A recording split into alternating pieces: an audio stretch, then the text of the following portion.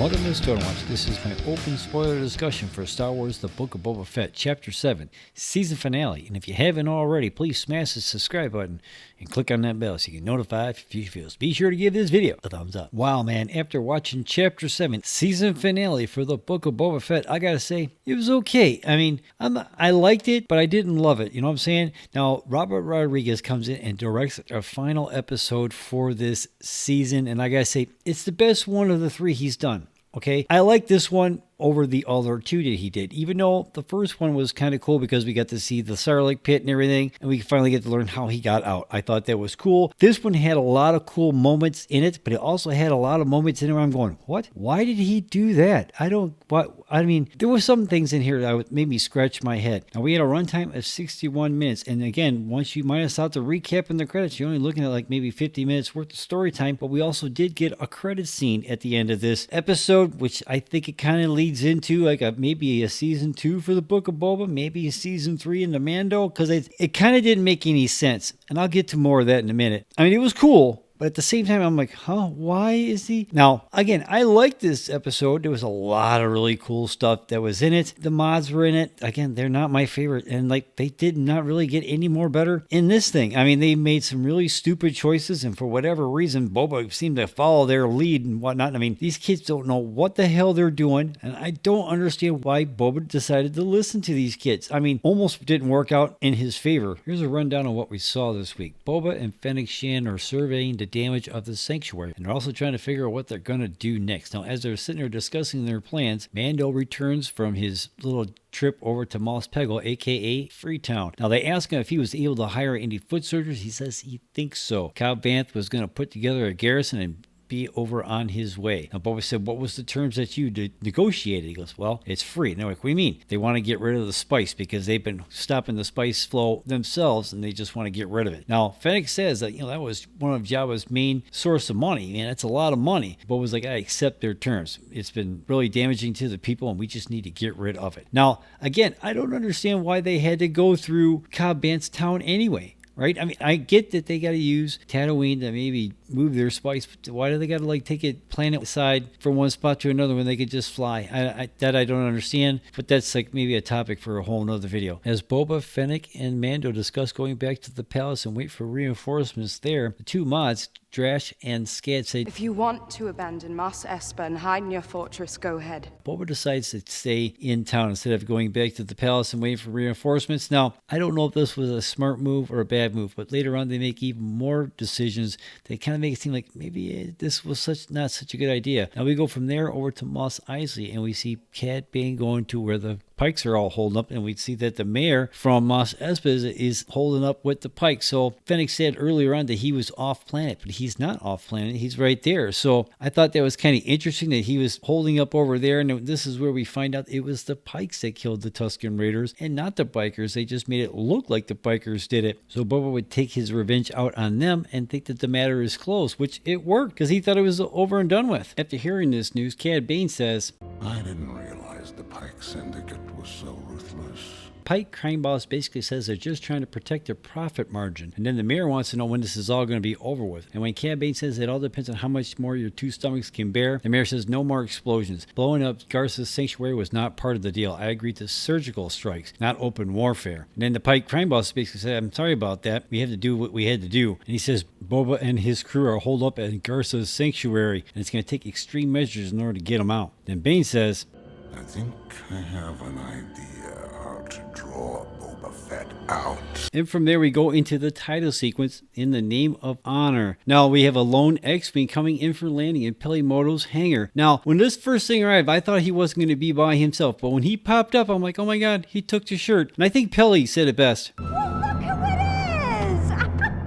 Now, Peli confirms for us that he did take the shirt. She pulls down his robes and stuff like that and says, oh, look at something shiny. And he's wearing the armor. Now, she climbs down from the X-Wing and R2 says something to her. Goes, I don't care how big of a hurry you is. The kid needs to eat. Now, I got to say, this kid will eat anything. Now, I thought with like the frogs and the frog eggs and everything, I thought that was something else. But when he ate these, whatever the hell she called them, I'm like, oh my God, this kid will eat anything. Then we're back in Mos Espa at the sanctuary where Fennec is going over the plan while they they wait for reinforcements from Cobb Vanth and Freetown. The forces are patrolling the city on the look for Pike soldiers. The Gamorreans at the Clantoian spaceport, Chrysanthemum in the Transdozen part of town parked in front of City Hall. The mods are keeping an eye on the Aqualish worker district. She says with the treaty that Boba negotiated with the crime families will give them the element of surprise, and all they have to do is wait for the Pikes to make their move. 88 tells Boba he has a visitor. Boba then looks at Fennec and says, "I thought you said no one can sneak up on us." And he walks out and he's confronted by Cad Bane. You're looking for a job, you're late.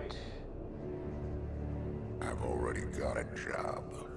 Now, if you are wondering who Cad Bane is, well, basically, in the initial development of the Star Wars Clone Wars TV series, focused on presenting the conflict between the Galactic Republic and the Separatists, leaving no room for third-party villains. But as the storyline progressed, the need for a bounty hunter character emerged. Then, supervisor director Dave Filoni and writer Henry Gilroy initially considered reusing the Jedi bounty hunter Dirge from the 2003 Star Wars Clone Wars cartoon, which is now under the Star Wars Legends brand, and thus non-canon. This idea was eventually scrapped, and Bane was reimagined as a in-universe equivalent of classical Western characters, based on Lee Van Cleef's Angel Eyes from The Good, Bad, and the Ugly. I always see the job through.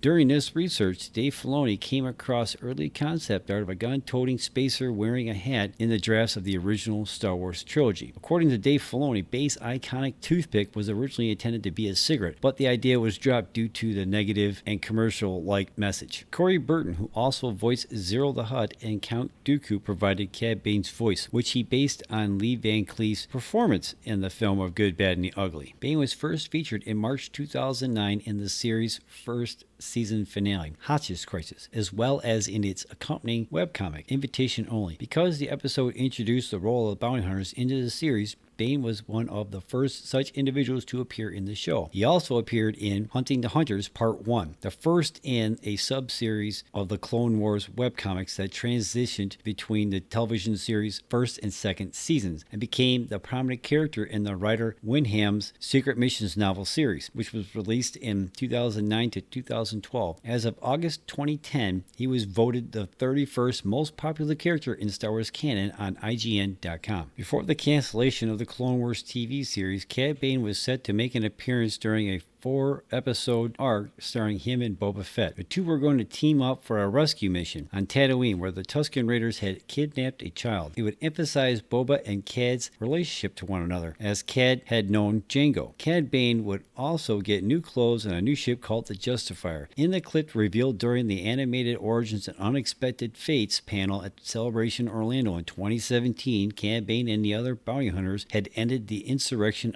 by Fett. To finish it, they engaged in a standoff duel where the young mercenary got his helmet dented. Following the cancellation of the Clone Wars, Bane appeared in the Star Wars Rebels episode Fight or Flight in the form of graffiti done by Sabine Wren on the Ghost. He would then appear in Star Wars The Bad Batch Season 1 with the metal plate on his head, confirming that some of those lost Clone Wars stories actually happened in canon. I really dug how they established Boba and Bane's history together with the dialogue. I mean, not like it was like a trip down memory lane or something like that, but just enough to get you curious. Like, what exactly is he talking about? Then you go down that rabbit hole on the internet and you find that stuff out, you know? Now, when Boba tells Bane to go to his client, says he's outnumbered, and then Bane tells him, like, don't count on Vanth and the people from Freetown because I paid him a visit. Now, even when they do show up later on in this episode, it wasn't like they showed up with hundreds of people. They're like maybe like 20, maybe 30 tops that were in that speeder that came rolling up finally. I mean, it wasn't like a whole lot of people, so I don't really see how that he thought that they outnumbered the Pikes, because somebody made a kill count and I thought they said it was like over 70 Pikes actually got killed in the course of the Battle of Mos Espa. And I think he was doing it because one, he wanted to kill Boba outright just to be over and done with it, and also going by the lore that we learned in the Clone Wars and in the webcomics that Jango was like a mentor Bane at one point. So by killing Boba, it makes him, in his mind, makes him look like he's better than Jango. Makes him look more like a badass. You know what I'm saying? I mean, maybe it's just me. That's how I understood it. Negotiations are terminated. You're going soft in your old age. Now, after Bane leaves, it turns into like a big, huge scene straight out of The Godfather. You know what I'm saying? I mean, the Oculus turn on the mods, ends up taking a couple of them out, and then the Trandoshans like turn on Chrysanthemum. Now, when they all piled on top of Chrysanthemum, I was like, because they all had swords and knives and stuff like that. I'm like, oh, they're gonna. I know it's a Disney show, but I thought for sure they were going to cut off one of his arms, just a payback for what happened over at the Sanctuary a couple episodes ago, right? I mean, maybe it's just me. I thought that was what was going to happen. And I've been seeing it all over the internet, man, how the Gamorreans went out with a leap of faith. I mean, the pun was there. It was a little funny, but no, not really. And then, but everyone's been saying how they were the only ones that died at the Battle of Mount Espa. I mean, a couple of those mods went down. I mean, granted, one had a gut shot, so he's probably going to survive because he'll get a mechanical stomach just like Fennec did, right? So it won't really matter. You can eat food normally just like you always have. It's not going to really be much different, which I thought that was kind of weird. But after they realize it's a coordinated attack, Fennec says they got to take out control and command.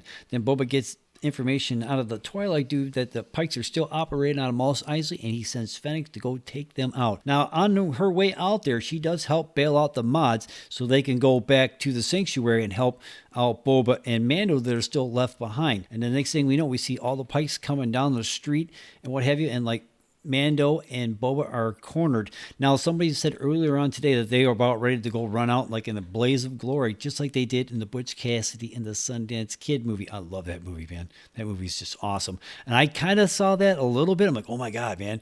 But we find out after they send a Twilight dude out there to be as a distraction, which I thought that was hilarious. Following offer. Nothing. I mean, I thought that was pretty funny that they did that. Then they came flying out in their jetpacks and they started taking people out left and right. Then they landed, which I didn't think that was all that smart to do. But then again, maybe they can't stay flying for all that long. I'm not really sure. But then they were getting hit left and right. And like, if it wasn't for the best car armor, I thought they'd be dead. I mean, it was like they were getting hit all over the place. I mean, it was just crazy. And then the people from Freetown show up and it kind of helps them out a little bit. But then again, they did not show up with like hundreds of people. It was like maybe 30 people tops, right? Then the bartender says this Cobb Vanth was shot in cold blood. And City Wayne, he was dead. I mean, he only got shot in the shoulder, right? That was fatal? Really? That was fatal? So, and they were pinned down, but then the mods did actually end up coming to help him out a little bit. Scad gets his bike taken out. I'm sure he's going to be all heartbroken and what have you. And then Santo actually kind of shows back up and he's like limping and everything, which I thought was kind of weird because this scene was really cool as he was struggling to get to where everybody else is at, and Boba and Mando go out there and help him bring him back in, and Boba promises to let him soak in the bantha tank for a little bit. I thought that was a pretty cool scene. Then the Pikes retreat and everybody thinks they won the day and they start to cheer, and the man goes, hey, I wouldn't start cheering yet. He uses his helmet and he sees what's coming around the corner now, making its live action debut. And I know I'm going to butcher this name because I'm not really sure exactly how to pronounce it, and I don't feel so bad because I went to howtopronounce.com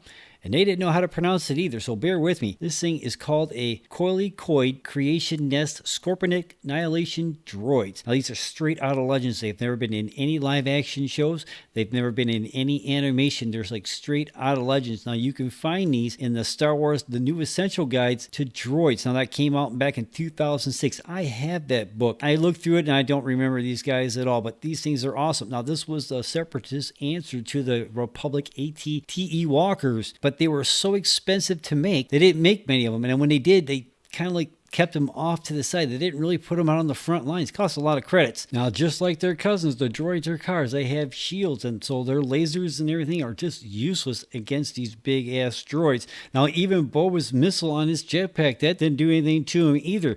And also, the dark saber was not able to penetrate their shields. Almost kind of like it was like Rey shielded and stuff like that.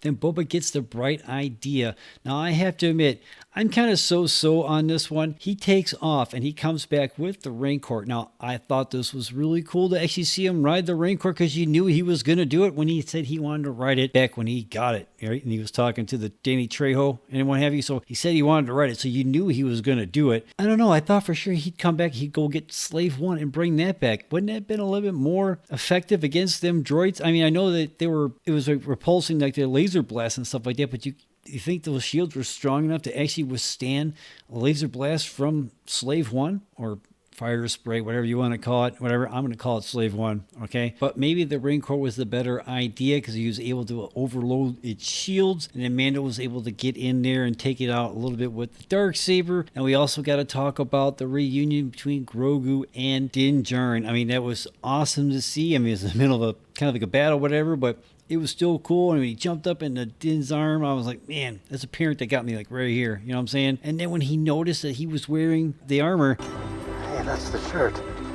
again, you can't see his face, but you can still see and feel the emotion on his face underneath that helmet. You know what I'm saying? I mean, I thought that was pretty damn cool. But back to the Rancors versus the droids, I mean, it was cool to see. And then after he takes out the last droid, Cad Bane comes strolling in. Now, he was able to get the Rancor to buck Boba off, and then we get the iconic duel between Boba Fett and Cad Bane. Now, this is straight out of those storyboards that we saw for the episodes of the Clone Wars that we didn't really get. I thought this was how it was going to go, but you know, I never really thought that Boba was known for being a quick draw, or at least he hasn't really shown that in this series, that he was like a quick draw like type dude. I mean, at least not like Cad Bane or Cobb Vanth was it shown in this episode, where he was actually pulling it out of his holster and then firing. He's got his blaster rifle always at the ready. So is that really like drawing on somebody? Really? I mean, I guess so. And then when he did have his chance here, Cad Bane got him.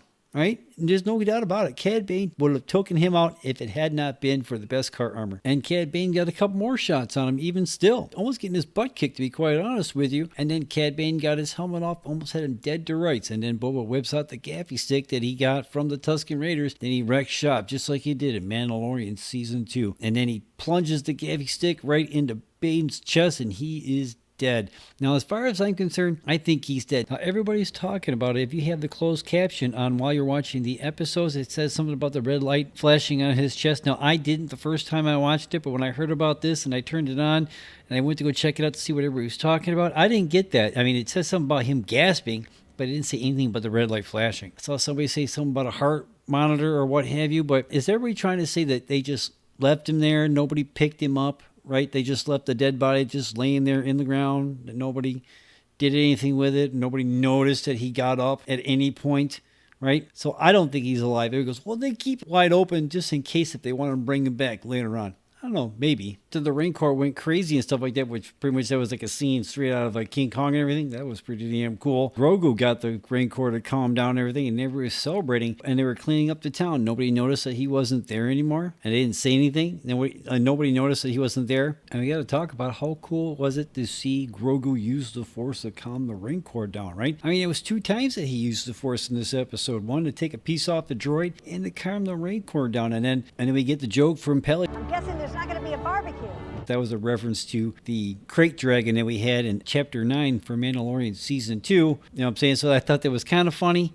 You know what I mean? Now, after it's all said and done, and Fennec and Boba are walking through town, everybody's bowing to him, thanking him for what he did. They gave him a Mayloon melon that we saw in Rebels. One fresh Melu run as ordered. And he gives it over to Santo, and they had like, hey, good job, gang moment with the mods and Santo and Boba Fett and everything. If they have a Book of Boba Fett Season 2, do you think these all will be a crew that we see on board of the Fire Spray Slave One off in some adventure somewhere in space? Do you think that's where they're going to go with this? Because they haven't really said if they're going to do another season of this or not, except for like the production people's like patches and stuff like that said Season 1. I don't know if that really is significant or not or what have you. So I don't know, maybe. And then we cut to Mando and Grogu in the N1 Starfighter, and Grogu taking his spot in the former droid compartment and stuff like that. Now, I thought this was cute as all hell. This was funny as all hell.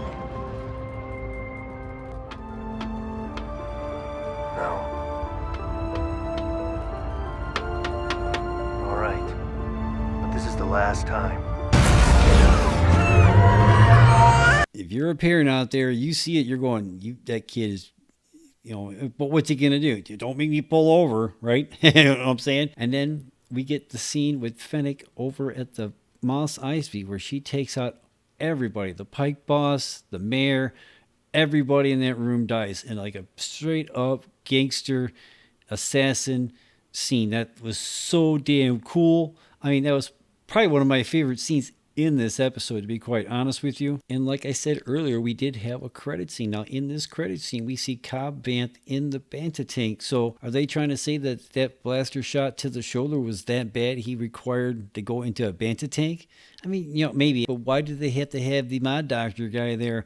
So they saying that when he comes out, he's going to have a metal arm now because he got shot in the shoulder from Cad Bane? Is that what they're trying to say? So I don't know. I mean, not really sure where they're getting in that. I'm not sure where we're actually going to see where this actually plays out. Is it going to be in Mando's season 3 where we see him come out of the Banta tank, or is that going to be in Book of Boba season 2, which that might be a little while. It's not going to be, but it's not going to be coming out this year. I mean, the next show that's in the Mandoverse is going to be Mandalorian season 3, which is probably going to drop in December, right? But that's again in December. And we know that the next live action Star Wars show is going to be Obi-Wan, which is going to drop on May 25th. Now, that is the day before Star Wars Celebration in Anaheim, which I'm going to. Can't wait to go. And it's also the 45th anniversary of Star Wars New Hope. That's when it hit theaters in 1977. I saw Star Wars when I was 4 years old back in 1977. Now, I can't say it was the first movie I ever saw in the theater, but it's one of the first movies I remember seeing in the theaters, and I've been a Star Wars nut ever since. And man, I gotta say, I cannot wait to go to Celebration this year. I mean, I had a blast back in 2017. I've never been to California, so like this one's like a twofer for me. You know what I mean? I get to go to Celebration and I get to go to California at the same time. I cannot wait. So any of you out there are gonna be at Celebration, look me up, man. We get to hang out and do something. You know what I'm saying? I mean, it's going to be California. I cannot wait. It's going to be totally awesome. And I'm definitely going to go to Galaxy's Edge. I'm going to be that close to Star Wars Land. There's no way in hell I'm going to miss out on that. You know what I'm saying? So all in all, man, I did like the Book of Boba Fett. Not as much as I did Mandalorian Season 1 and Season 2, but maybe as I watch it over and over again, maybe it'll hit me differently even more, because even like my second viewing on the Book of Boba that I had on this episode, I did have a little bit more different feeling as far as when it came to the Rancor versus the droids. Maybe it made a little bit more sense to do that opposed to Slave One. Maybe, just maybe. I mean, maybe it could be debate from here on out. You know what I'm saying? I'm like almost like who shot first, Han or Greedo, that type of thing. You know what I mean? So I don't know. Did you watch the last episode of the Book of Boba Fett? Let me know in the comments down below. And how do you feel about this thing as a whole compared to Mandalorian Season 1 and Season 2? Let me know in the comments down below. And where do you think they're going to go with the story next? Let me know in the comments down below. I mean, I liked it, but I didn't love it. But at the same time, it's live action Star Wars, so I'm happy with it. You know what I'm saying? So let me know what you think in the comments down below.